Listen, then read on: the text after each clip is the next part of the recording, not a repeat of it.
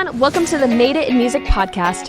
Today we're talking with Jordana Bryant about her journey into co-writing. Jordana is a 17-year-old pop country singer-songwriter from Pennsylvania who just moved to Nashville and signed a record deal with Riser House. This was recorded along with our live online audience from our Song Chasers community. You can learn more about Song Chasers at joinsongchasers.com. For now, let's dive into the episode. What is up, everybody? Happy Tuesday evening. Yeah. I had to think about that a little bit. This is like a rarer time for us, maybe. I'm not Tuesday evening. Yeah, normally night things. So here's the real truth. We're trying to give you guys more options of times to show up, and if you've got a thumbs up, got some thumbs ups. Yeah. We realize that a lot of people work. They've got the day jobs and stuff. So definitely trying our best here. So yeah, awesome. We got a good one tonight. We've got here with us in the studio, the one, the only Jordana Bryant. Everybody give Jordana Bryant and Jordana Bryant a nice hand clap for being here with us. They are clapping. They are clapping. So we're super excited that you're here. Yeah, excited to be here. It's going to be really fun. Totally. And I wanted to talk to you about co-writing specifically because you have just jumped in head first to it, and you've just done it like a champ. You write a ton on your own, but you've embraced co-writing in a big way. And for those of you guys who don't know, Jordana Bryant is an artist. She's also a songwriter, also now an actress. We'll talk about that a little bit later. But just all around multi-talented, one of the most talented artists I've ever worked with. She's 17 years old, just turned 17 as of a week ago. When we first met, I think you were 14 or something. Wow. So I think I'll just keep saying you're 14. But so far ahead of where I was when I was 17. It's very, very inspiring to watch. And not only the talent, but just the heart, the hard work ethic, and like literally graduated high school a year early to do this. And it's just amazing. So thank you so much. Incredible. So yeah, I'd love to just jump in from the top, like just maybe introduce yourself, share your story. Okay. How'd you get into music? Totally. So I'm Jordana Bryant. I'm from Pennsylvania. And I grew up hearing a ton of music around my house because my dad played lead guitar in a bunch of country rock bands when he was a teenager growing up, high school, college. And so I would always hear him playing around the house. And I just really fell in love with, the music he was playing, and not only he was, playing himself on guitar, but also the country songs he was playing me, the Garth Brooks, the Patsy Cline, the Reba McEntire, the Dolly Parton, everyone. And I just really fell in love with how the songs were just so visual and so storytelling, and you could kind of picture yourself in every one of those songs. And I thought that was really cool.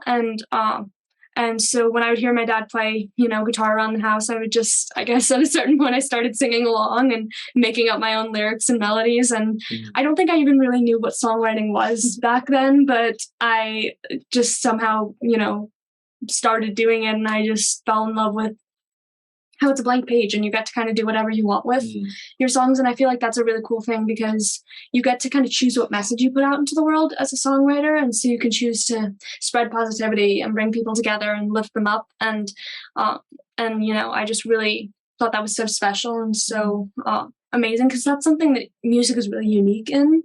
There's I wouldn't say really anything else that has the ability to inspire people and really, have an impact on them like music does. Sure. And so after a lot of begging, when I was 10, I finally got a guitar for Christmas, and my dad started teaching me how to play. Awesome. And a little bit after that, I really started getting into songwriting, and I would just, rush home from school and go up to my room and, spend hours just messing around with chords on the guitar and, singing out melodies and lyrics. And I really just fell in love with it. It's my favorite thing to do. It still is. Like when people ask me, what are my hobbies? I'm like, can I please say songwriting? Because that is truly what I do with my free time. I just love it. I feel like it's so therapeutic because you get to, really talk about your own feelings and write about them, which I think is something that everyone needs to do.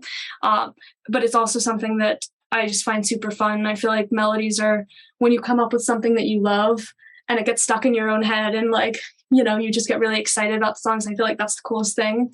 But so I really just fell in love with songwriting and was working on that and my singing for years. And then when I was about 14, I started posting some covers on YouTube, and a few of them through mutual friends Seth had seen. And so we kind of connected with Seth through that. And then we came down to Nashville to record a few songs and get to meet you. And it was really awesome. That was kind of the first time I had ever been in a studio recording, and I just loved it. I thought it was such a cool space and such a cool experience. And that was super fun. And then COVID hit like a few weeks after that. And so I really started digging into social media as a way to share my music with people. And I feel like I was really longing for a sense of community during that time because we were, all really isolated. And so I started going live on Instagram like for an hour every night just to talk with people and to play some songs and to hopefully add, a little positivity to their days. And so at first, there was only like 2 people joining. My parents were one of them. But as it went on, more and more people started joining. And it really felt like we were building a community. And we all talked about how we were feeling that day and what we were going through. And people requested songs. And I would play a bunch of songs. And I would add people onto the lives and get to talk with them. And it was just something I really loved doing. And it was something that gave me something to look forward to in my days, especially when COVID felt like it was just every day was blurring into the next. It was something I really felt like was something in my calendar that I got to look forward to every night. And so for a while, I was just really working on posting and building that up and getting to share my music with people through that.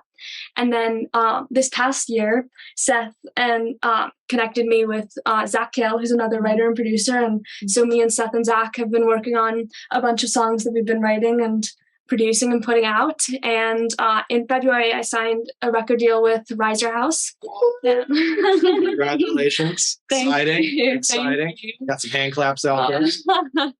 Thank you. And so that's been really awesome to get to start working with a team that's helping me and supporting me. And it's been awesome. So we've been putting out a bunch of music. I released my first single with them in April, called Guilty. And then since then, we've released a few more. One song called New Friends, another called Country Music.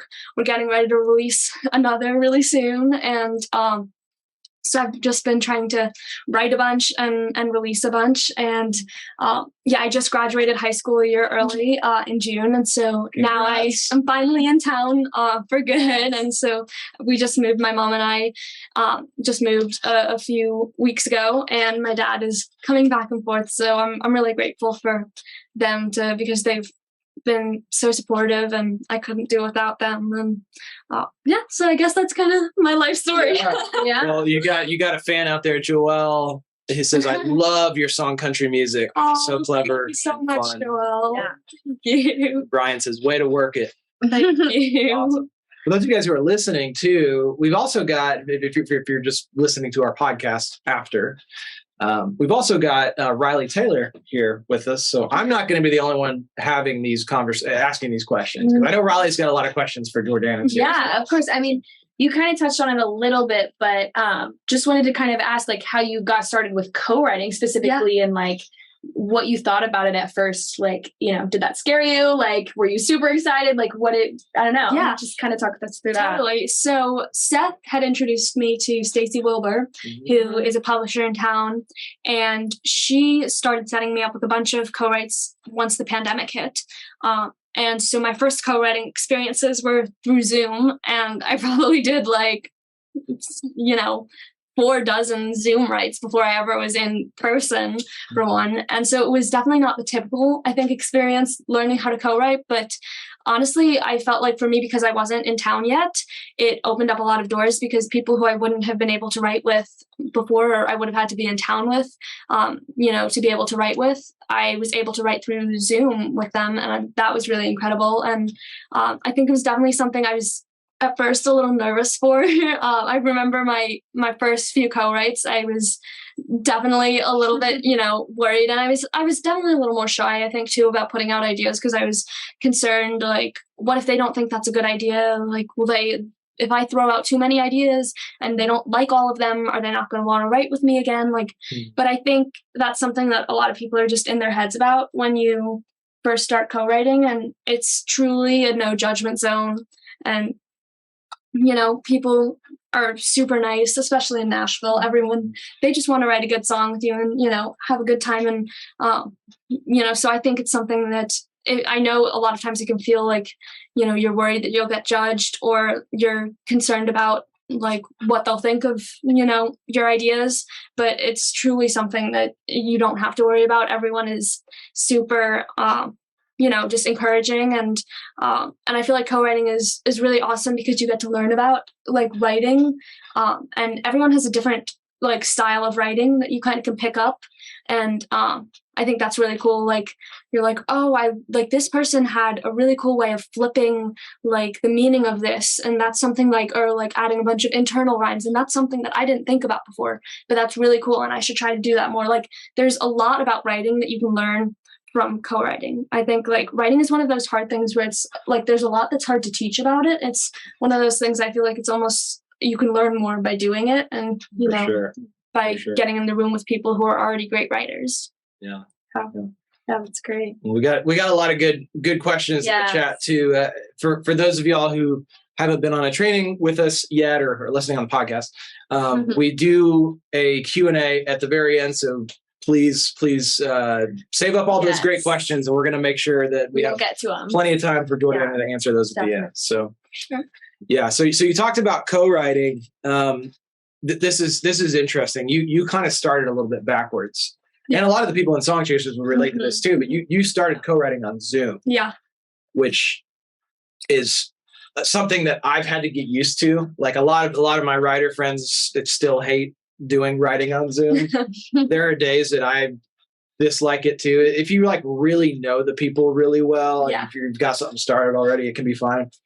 But it's kind of difficult. But that's how you got started. And like you said, you were doing dozens of co-writes on Zoom, and then you finally got to jump in the room with people and do it in person. What was that experience like, of like going from Zoom to in person, and just that whole switch? Yeah, it was crazy. I think my first in-person write was actually with you and Zach, like August of last year, I want to say. And I was like, wow, this is a lot more fun. Honestly, I feel like the biggest thing that I realized was like the talking and just hanging out and laughing part of a co-write. That's an important part where you guys get comfortable, is something you don't like, that's at the start of a lot of writes when you're in person, is something that's not as much of a part of Zoom writes. You kind of, because the conversation doesn't really flow as much as when you see someone and you're like talking about your day, like when you're, you know, in an in-person write. So that's something that I noticed, that it felt more like you talk for a minute or two on a Zoom write and then you kind of get started in. But I think something that definitely helped is when I was writing on Zoom, I would come in with 3 ideas, like whether it's just, you know, a hook idea or a melody or like a chorus or whatever you have. But I think that really helped, because Zoom writes, it's true, it's like, I think they're easier when you have something to start off with, because in a lot of in-person writes, if you don't bring anything in, like sometimes that's okay, because when you're talking in the beginning and talking about your day, you kind of stumble on an idea and you're like, oh, like you just said this, what if we like actually turn that into a song? Like, so I think, I mean, in general, I think it's good to have a few ideas when you come into a write, but especially on Zoom, I think that helps. I mean, I was a little bit extreme when I did it. I would send people, I'm embarrassed to say this now, but I would send writers a SoundCloud link the night before, like the day or two before, with 3 song ideas. I'm like, hey guys, here are some ideas that we could work on during the write. And now I'm like, that's really cringy, but it shows that you're prepared.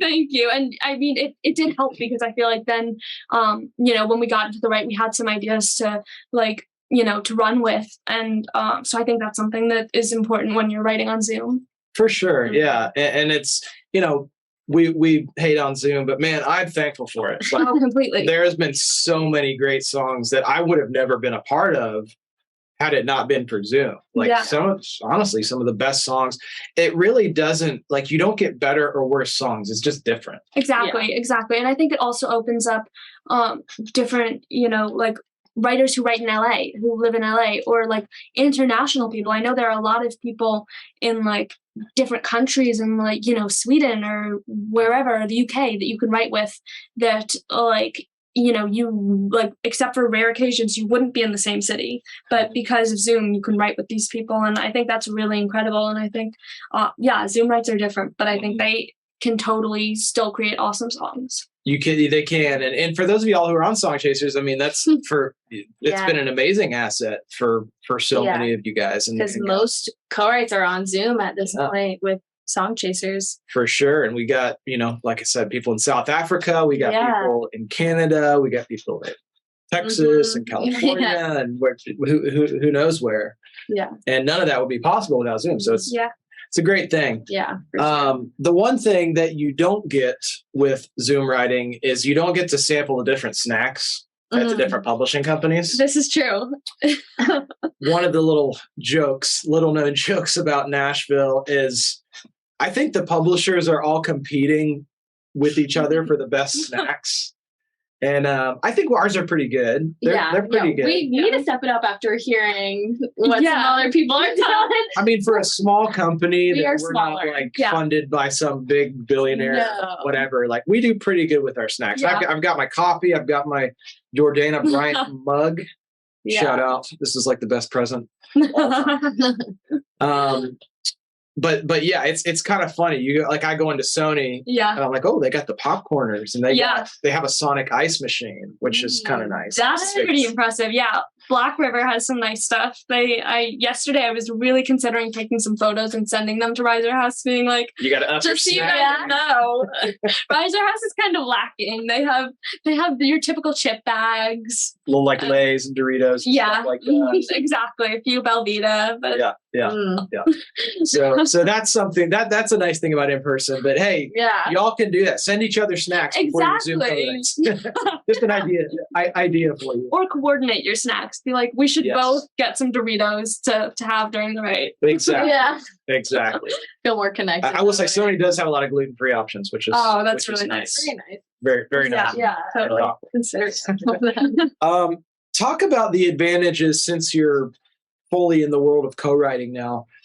What are some of the advantages of co-writing versus just writing by yourself? Because you're fully capable of writing songs 100% yourself. Like you don't necessarily need people to you're great at doing it, but there are advantages to co-writing. Yeah, totally. I think there are advantages to each. I think it depends on the idea. Like some ideas, I feel like you kind of know, you're like, this one I know exactly what I want to do with this. I can write this by myself.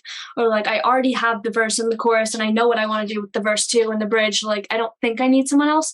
And then there are some where you're like, I have this idea for a song and I think it could be awesome, but I feel like maybe I need a stronger lyricist than myself. Because, I think everyone, like Seth says this a lot, everyone has their strength in writing. There are a lot of people who are really strong at melody. There are a lot of people who are really strong at lyrics, track people, and so I think sometimes being able to realize that and being like, I think this could be so awesome, but I need someone who's a little stronger at melody, and that's, I think, a perfect time to bring in a co-writer. I think also when you are trying to just write a bunch of stuff, like if you're trying to pick songs to release or you're trying to do it, on a time constraint, I think co-writing is really great on that because, a lot of the songs you probably could finish yourself, but it's just going to take more time. Whereas when you are, in a co-writing session, usually you'll have a pretty good idea of it after the first write, after a day. Maybe you go back and make some revisions on it, maybe you spend some more time co-writing. You might not finish in one day, but a lot of the time I feel like you get pretty solid baseline for the song in the first day. So I think definitely when you're trying to finish ideas up more quickly, it's good to write with other people. I also think just in general, having some songs that you've written by yourself helps when you're trying to tell the story of I am a strong writer, especially I think when you're new in town or new to the industry and you're trying to kind of prove your abilities. I think having a few songs that you've written by yourself definitely helps, just because, even if it's not true, there are always, I think, people who sometimes say, oh, well, who else did they write this song with? Oh, it's probably them who made the song great. Or oh, they wrote that song with him. Yeah, he's an amazing writer. That's probably why it's a great song. So I think like just having a few songs where you can kind of point back to and be like, I also write by myself, like, I think just helps tell your story a bit more. But I think there's, pros and cons to all of them, to co-writing and writing by yourself. So I think a mix is really important. A lot of publishers who I've talked with all say the same thing, that it's important to have time that you set aside every week to just write with yourself, because especially as you get into co-writing more, it can kind of be all consuming where you're just writing all the time constantly with other people. And I think writing a little bit with yourself, like even if it's just to have ideas to bring into co-writes, I think is really important. Or if it's, writing a few songs by yourself, I think doing a mix of both is really important. Yeah. And you hit the nail on the head with that, and this is something that like a lot of people will reach out to me in Song Chasers and be like, hey, why won't you write with me? Like, can you write with me? And I'm like, it actually really wouldn't help you that much as you think it would. Mm-hmm. Like, because if you go into a publisher, the first question they're going to ask, like they're going to want to hear 2 or 3 songs. And then the question they're going to ask every time is, who did you write this with? Yeah. And you're almost better off showing stuff that you did like 100% yourself. Unless you just have a total smash moment with somebody else but they're gonna look at that and they'll think like, if I was to write a song with you in the group, like, and you were to somehow get in a meeting with a publisher, that's what they're going to ask. And then, they're just not going to know. Exactly. Because they were in the room. They don't know how much each person contributed. I mean, honestly, that was the first thing that, Jen, the head of Riser House, asked me when I had my first meeting with her. She was like, play me a song you've written entirely by yourself, or like play me a song that you haven't played for like any other publishers that's just like, or any other person that's a song you wrote by yourself. And so I think having a few of those is really important. Yeah, for sure. And like you said, even if you complete whole songs just to bring them into a write and change half of it, then it's still worth it, right? Mm-hmm. Completely. So, and the other thing that you hit on that I want to reemphasize is songwriting is such a numbers game that the more you get out there, like to do this on any serious level, you have to be putting in some serious numbers. Totally. If you're not doing the 100, 120 songs a year, it's going to be very hard to break through all of the noise, because there are tons of people doing that. And one way you can do that is by co-writing, because I'd have a really hard time finishing 120 songs myself. Totally. It's just hard because I think a lot of times you can hit roadblocks, and it's when you're writing by yourself, it's kind of easier to be like, okay, well, let me go do this other thing, or let me like work on my social media right now and I'll come back to this later. And then it just takes more time. Whereas when you're in a co-writing session, I mean, you can walk out of the room for a few minutes, but you're not just like, you know what, guys, we've hit a roadblock, let's come back another day. I mean, unless you're on the 5-hour mark, which sometimes happens where you're at a roadblock and you're like, okay, let's finish the bridge another day. But in general, you're able to push through those moments, I think, in co-writing more and just get more quantity. Yeah. So what do you do to prepare for a co-write? Like, what do you bring in? You kind of hit on this a little bit earlier, but like nowadays, like how would you, if you were going to go into a write tomorrow, what would you? Yeah. So I like to bring in, I'd say probably 3 ideas. It doesn't have to be, I mean, for me, because I kind of am a melody person, I usually like to bring in a chorus idea, even if the lyrics aren't exactly right. A lot of times I'll bring in a melody that I really like with some lyrics that maybe I like, maybe I want to change. Sometimes I do bring in a hook idea, for just a lyric or something. But I think having 2 to 3 ideas to bring in just really helps the write flow better, I think, in the beginning, because when you don't know what to write and you're all like, what do you want to write? And you're like, I don't know. And they're like, I don't know. It just, I think you produce a better song when you already go in excited about some ideas. I think also, for me, I definitely think realizing who you're writing with is an important thing, because the songs that I would bring into one writer aren't exactly the songs I would bring into another writer. And I mean, a lot of writers can write a bunch of different stuff, but there are ones that are more leaning pop, or like yesterday I wrote a song for another artist in town, and he is much more country, on the far end of honky tonk Garth Brooks type vibe. And so going into it, I knew I wasn't going to bring in a more pop idea that just wouldn't have been his vibe. Even if we had written it for me, I knew that's not the type of stuff he does. So I think thinking about who you're writing with and what they're best at is important. Yeah. That's well said. Yeah, no, for sure. And I think you like this is definitely I think this would be a tip, right? To like walk in with all these things and be prepared. But do you have any other like maybe your top 3 things that like you would, tell our community like that would help ensure that a co-write is successful? Yeah, totally. So definitely one would be bring in some ideas.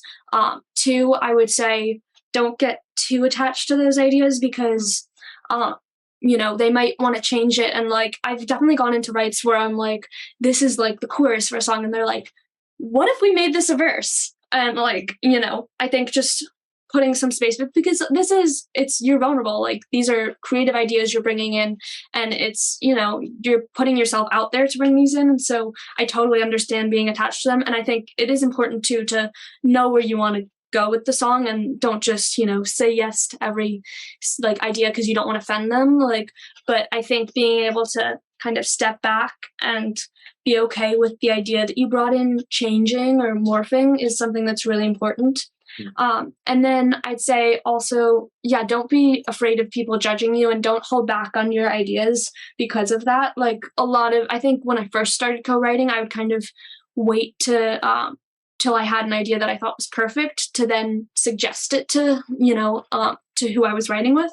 And I think that kind of hinders your ability to bounce off of each other because when you just think of something and then say it, and it's, not tweaked in your mind and you haven't tried to make it perfect and it's just the raw idea that you had, then they can kind of bounce off that and have an idea because of that and be like, I love that, but what if we changed it to this? And you're like, that's really cool. What if we tweaked it to this? And so I think just being able to be vulnerable and not try to make everything perfect is, I think, really important when you're writing. That's amazing. And I will echo with Jeff in the chat says this gal is giving out pearls. Stay true to you. Yeah.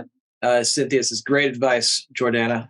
And as Brian says, dare to suck. That's always exactly our motto. That's our motto around here. Exactly. No, it's important. It's really important. And also, I think another thing I think is that when I got into writing, I felt very concerned about offending people by saying if they throw out a suggestion that you don't love.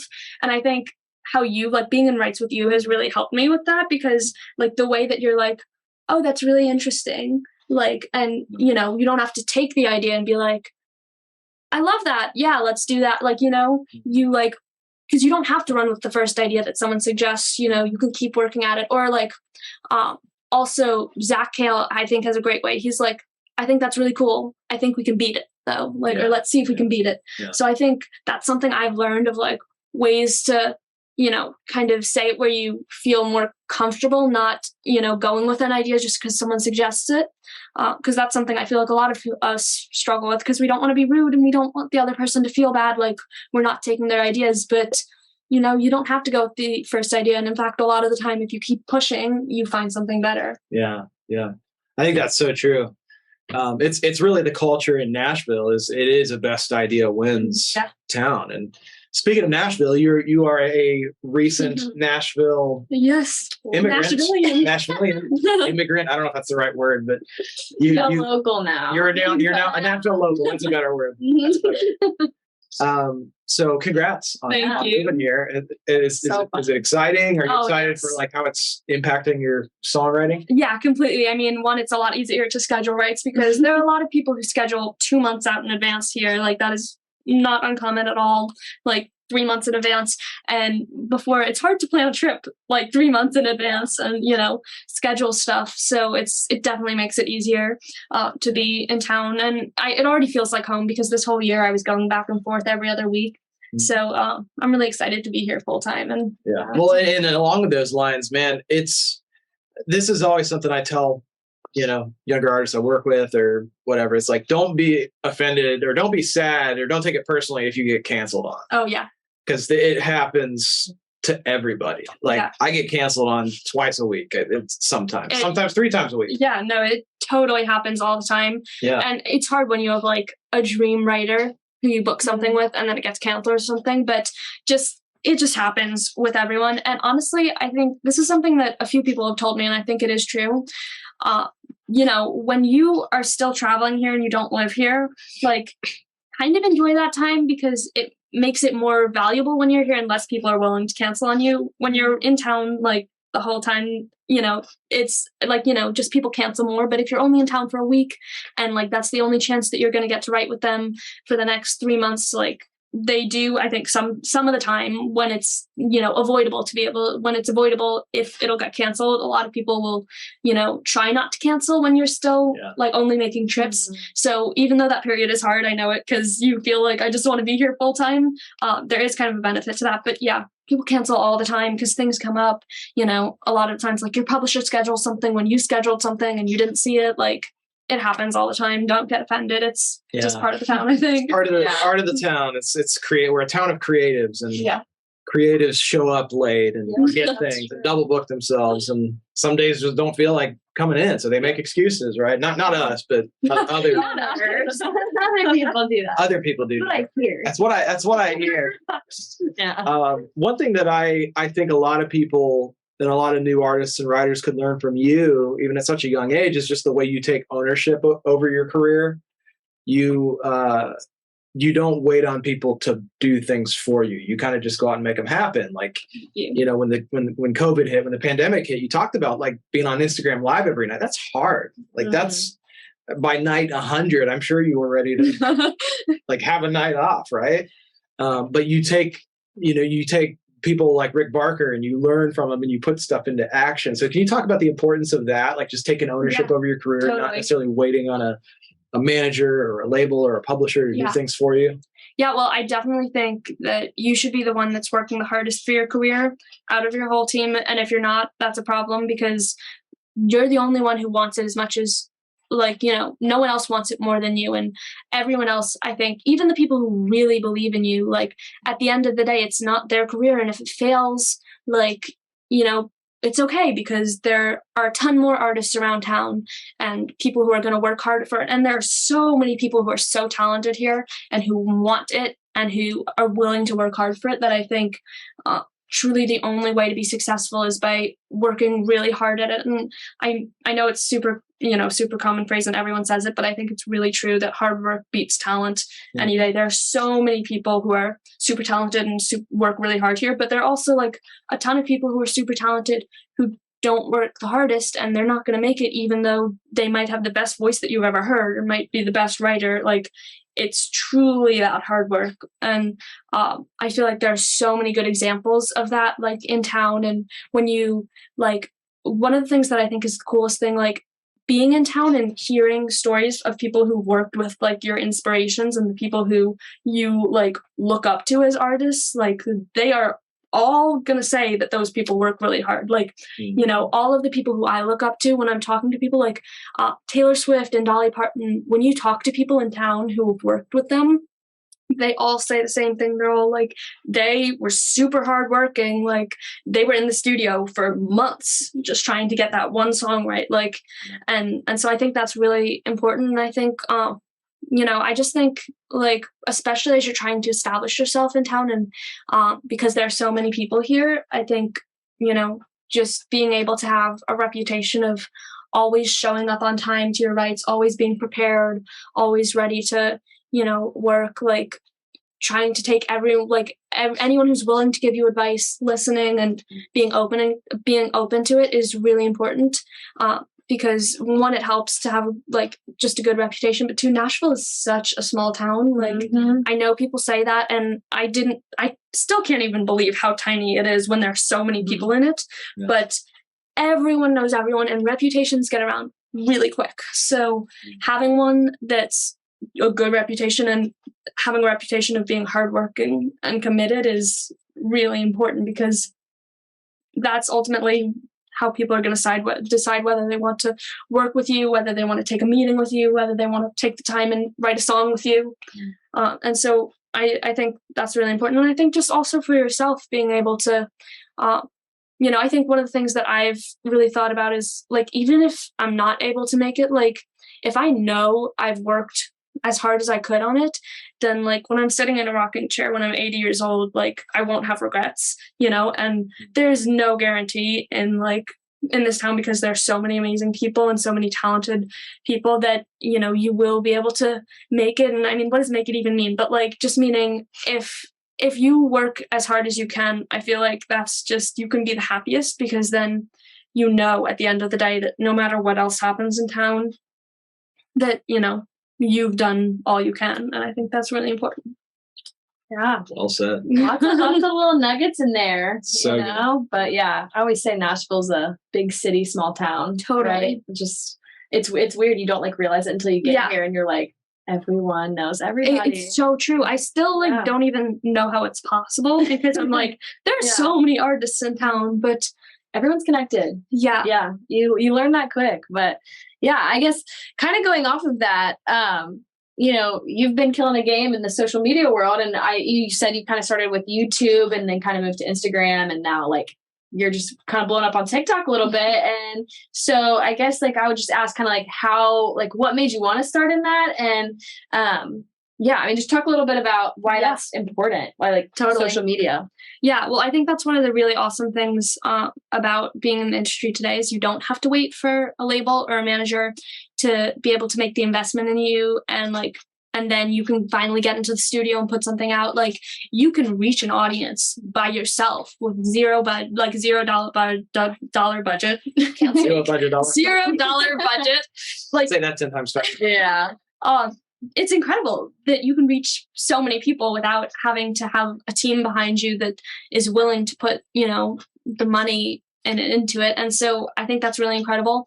I started getting into, like I said, YouTube before the pandemic, like a few months before it, because I really just wanted to be able to share some music with people. And then once COVID hit, like when I went down to meet Seth, I also, Seth connected me with Rick Barker, who is awesome and has a bunch of courses on social media. And he was the one to kind of tell me, like, focus on one platform. You should focus on Instagram. Like, just go for it. Try posting a bunch of stuff. That's where your audience is, like, because for me, I feel like a lot of my audience is people around the same age, people who are, you know, kind of teenage girls. I mean, that's not the only audience, but I think you should kind of know kind of the people who you're trying to target with your music. And so for me, I kind of knew that the people who I was already kind of attracting and the people I wanted to attract were people in a similar mindset, you know, young girls. And so he was like, focus on Instagram. That's where a lot of them are. And so that was what I really just spent my time on. And even as TikTok was coming out for a while, I wasn't on it because I think he gave some great advice. You can't really do it all. I mean, you can, but it's a lot to be on every single platform. And so for a while, I really just focused on Instagram, and I think that was honestly beneficial because it allowed me to create a community on there. And when I would ask, I think it's important to ask your audience, like, and when I would ask them, like, do you guys want me to be on TikTok? A lot of them were like, no, I'm not on TikTok. My parents won't let me get the app. And so for a while, I just stuck to Instagram. And in the last like 6-7 months, I have been doing stuff more on TikTok to expand. And so I think, like, obviously when there is something that's really blowing up, like TikTok and record labels are looking at that, it's, you know, important to, you know, somewhat be on it. But I don't think that, you know, if you have something working for you, like Instagram was for me, I don't think just because people are saying TikTok's the new thing that you have to devote all your energy to that. And I think that's something that Rick really gave me some good advice about, because, you know, if you're doing something and it's having success, even if it's not what people are telling you you need to have success on, like, don't just switch paths because it's what everyone else is going towards. So good. Yeah. And I think with TikTok, it was funny, like, I was talking to Rick a couple of months ago, we're about to jump out on our words. I was talking to Rick a couple of months ago about TikTok specifically, and he like pointed out a couple of things that I like had never really thought about. And he was just kind of like, the reason why TikTok is so like hit or miss for some people is like, you know, you can go viral and that's great for a second, but it's like people are buying into the moment and not buying into you. Yeah. Right. And I think you do a great job of that, of like people buying into you and your story and like your journey. And you can see that you go to your profile and you're like, oh, this girl, like she's got a story. And so people like, you don't have just like this one viral video that you're just like clinging to, right? That some people have on TikTok. And so that can like sometimes determine your success, and like, are you going to convert those people to your Instagram, which is where you're hanging out, right? Like that's where, and like Rick always says, like, take people to where you want them to be. And so I think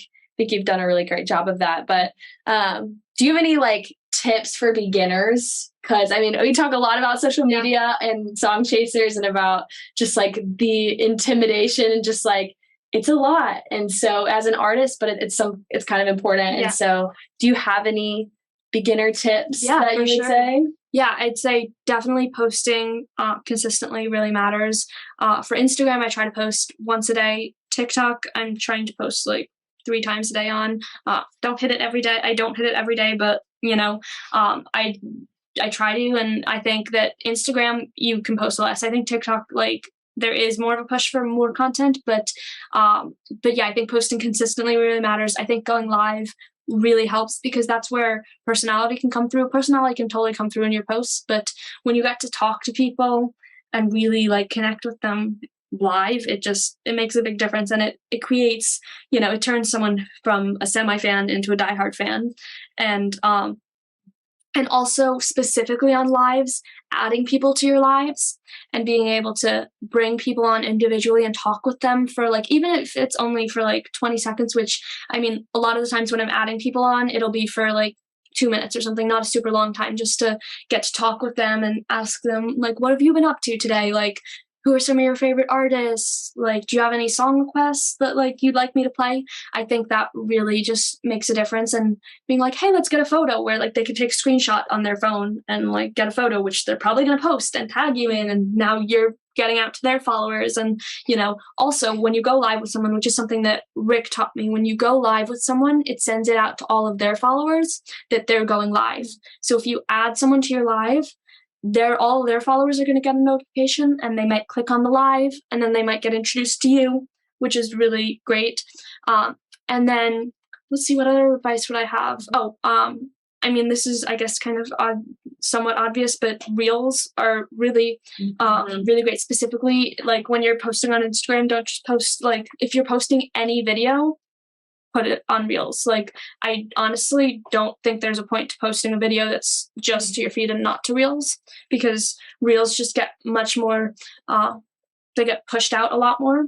And so definitely if you're posting any video content, post that to reels. I think posting a lot on your story too, of just like, they don't have to be high quality things. They can be literally you just holding your phone up, like, I'm heading to a right now. Like, just those like super just personal moments that you're showing like what's going on in your day. If it's literally you making a cup of coffee, or you like being like, I have such big bags under my eyes, I'm so tired, I didn't get enough sleep last night. Like, those personal moments help people become a fan of you and not just your music. And then I think obviously social media can get to be a lot, and it can be draining when you're doing it all of the time, when you're always constantly posting something or responding to comments. So I think setting a time, like a specific time where you're like, okay, I'm going to spend an hour or 30 minutes or 2 hours, whatever it is, on social media. And then after that, I'm going to take a break, I think is really important, because I feel like a lot of times for me, when I'm just constantly on my phone and constantly on social media, you can feel like you're not really present, which is something that affects your happiness. And you're not going to post or be on social media if it's not fun and if it's something you hate doing every day. So I think definitely setting limits just helps with your happiness and helps with your ability to want to post and want to be on social media. For sure. That's good You're stuff. giving us a master class. I saw somebody in the comments posted, how are you only 17? Yeah. Wisdom. Thank you. Amazing. Recently, I got to see this. You had the chance to star in Nashville's theater production of May We All. Yes. Congrats on that. That was awesome. You even got to sing on song with Danielle Bradbury for the show. Yeah. It's an amazing connection.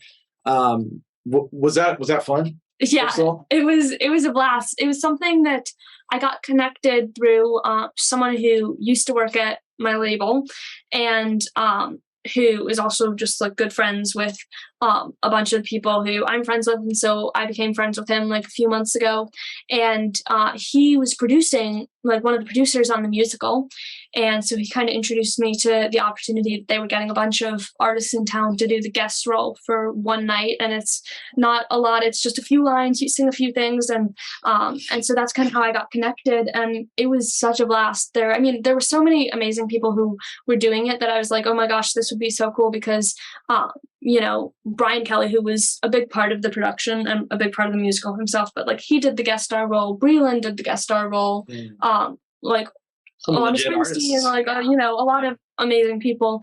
And so when the opportunity kind of came about, I was like, oh my gosh, that sounds so fun, and it was such a blast. You got to you had like a few lines, so you didn't have to learn that much, and you got to practice with the cast beforehand, but then you go on, and it's like a musical that they are doing they were doing it at TPAC, which is the theater in Nashville, and so you just come on for the last few scenes, and it was such a blast. It was a totally different way of performing. It's not like a typical show that an artist does, like it is a theater show, but it was really fun, and it was so cool to get to meet all the cast. And it was actually funny because one of the dancers who was in the music video that we did for my song last spring, he was in this musical, so it was really cool to see him again. And it was a blast, and it was really cool to get to meet Brian and everyone working on it. And that was that was one of those kind of pinch me moments, because it's someone who you listen to. Like, I'm like, I know so many Florida Georgia lines, and I'm such a big fan, and so that was really cool, and it was a really fun night, and it was really fun to be able to perform and get to sing music in a different way. Yeah. Well, you killed it, you nailed it. Thank you. I had fun watching it. So and this is a really good example of how you're embracing the multi-dimensional side of yourself as an artist. You're not only a great songwriter, you're not only a great artist, but you're also a great actress and performer. Thank you. So are you basically trying to become the next Dolly Parton? I think definitely thinking of yourself as a brand is kind of important, because just realizing that, especially with streaming and how music has shifted, revenue streams have gotten a lot smaller. And with streams, I think I heard from someone that it's like, it takes roughly, like, for, the amount that you invest in producing a song and stuff. And a lot of times the artists aren't taking that on, it's the label, but for the amount that it takes to produce a song, which isn't a ton, it takes 100 million streams to make that back, just to make that back. And so then when you're thinking about how much you need to stream to be able to make enough to sustain yourself, it's a lot. And there are other revenue streams. There's touring, there's merch, there's other things. But I think really thinking about yourself as a brand and what other things can I do to, one, build awareness about me and my music, but also to have some other revenue streams, because, when you become a brand and you start doing movies, or like, that adds one audience to you, who are people who you can now be like, who become a fan of you, and then you can introduce them to your music and hopefully make them a fan of your music. But it also is another revenue stream.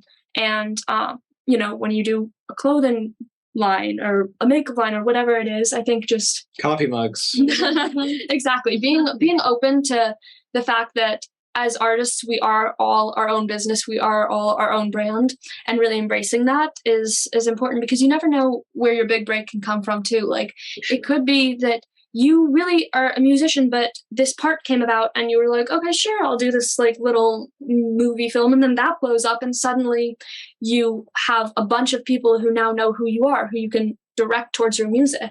Mm-hmm. Like, I think it's just, the more opportunities that you say yes to, the more possibilities there are. I love it. Yeah. So much good wisdom. We are going to end with our rapid fire round. Are you ready for that? Let's do it. Yes. Rapid fire. Probably got some music to play or something. So now, being a Nashvilleian, what is your favorite Nashville restaurant? That's a really good question. Virago, I think. Virago. I literally say, it's actually probably a problem. I say this, like, I feel like I say this too much, where like I'm literally now promoting the restaurant. Like, most people I talk to, you need to get a sponsorship. You've been to Virago. It's a sushi restaurant in town, and it's really good. And Amazing. if you're in town on Mondays, they have like half off. So Mm, We love half price sushi. exactly. we love do. Exactly. Yeah. All right. Okay. Favorite concert you've ever been to? Favorite concert, I would probably say there are two kind of competing. I would say either Garth Brooks, who I saw a few months ago at the Nissan Stadium in Nashville. He is incredible. I mean, my parents are such big Garth fans, and they had been telling me for years that he was incredible. They got to see him when he played in Central Park, and I forget what year, but it was this huge concert. And so when I got to see him, I was like, I totally know what you mean. Just the way he captivates the audience is incredible. And then also, who's on a total different spectrum, different side of the spectrum, Ed Sheeran, I thought was amazing. And he literally is just himself on stage. He doesn't have a band with him. He's just using a looper pedal and captivating 60,000 people. And somehow they're all like completely enthralled with what he's creating. I think that's just really cool. His shows feel really intimate.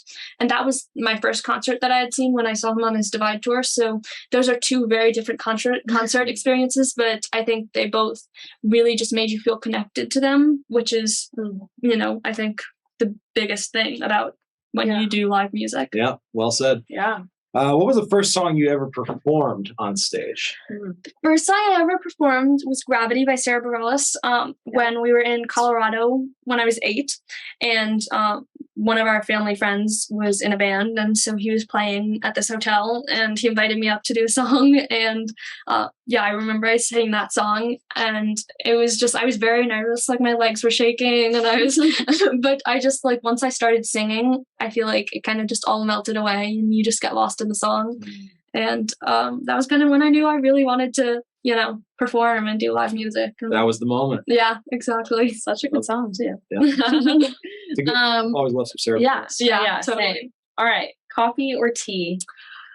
Oh, that's a good question. I would probably say tea, because even though I do love coffee, tea I think is just really good for you and really good for your voice. Whereas coffee dehydrates your voice. Tea is good for your voice.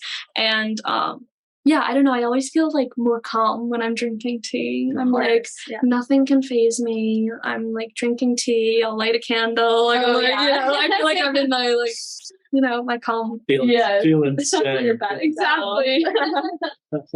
Okay, last question. What is your favorite item under $100 that you've ever purchased? That's a really good question. Okay, I would say going back to the tea thing, throat coat tea. If you don't know what throat coat tea is, if you've never had it, you need to. It's seriously therapeutic. I don't know. Singer's lifesaver. Exactly. Honestly. I don't know what they put in it, but this whole year, when I was coming back and forth and getting sick a lot of weeks because the planes, there was a lot of sick people on the planes, and there were a lot of sick people in my school. And, I didn't want to be I didn't want to have no voice when I went into a write. I would just drink a bunch of throat coat, and it really makes your voice feel so much better. And it's incredible. And that's very much under $100. It's probably like $10. Like $10. But it's one of my favorite purchases. And then I'd probably also say fuzzy socks. I'm a big fuzzy sock person. All right. Can't go wrong with that, right? You can't go wrong with fuzzy socks. Exactly. Yeah. I love it. Jordana, this has been a blast. We are going to transition here. For those of you guys who are listening to our podcast, we are live with our studio audience with Song Chasers. So be ready to type in your questions in the chat. And Jordana, thank you so much for being on with us. I've learned a ton. Yeah, me too. I think we've all learned a ton. Yeah. So this was so fun. Yeah. Thank you guys so much for inviting me to do this. And where can people find you, by the way, too? His socials, website, all of that stuff.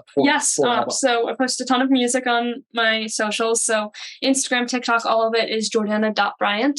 And then YouTube, just Jordana Bryant.